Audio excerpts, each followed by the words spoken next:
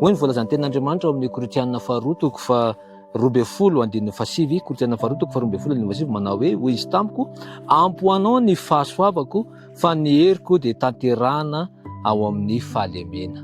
Izany tenin'Andriamanitra izany dia mampahery atsika tsirairay avy izay miaino izao fandaharana izao, satria ao anatin'ny olana, ao anatin'ny fisidrana izay mahazo atsika dia tadio fa Andriamanitra dia mampahery atsika. Andriamanitra dia manome hery ho atsika tsirairay avy. Indray andro nisy tovolahy kely anankiray izay nilalao sarety teo an-tokotany dia niezaka nanosika an'ilay sarety izy, tsy nietsika mihitsy ity sarety ity.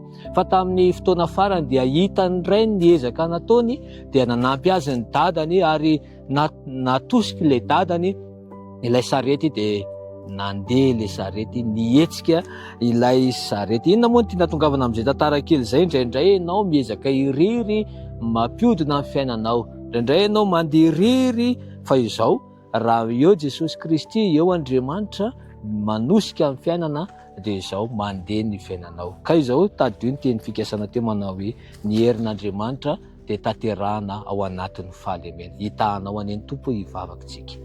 Jesosy eo misaotra anao ny amin'ny reto izay miaino izany tenin'Andriamanitra izany.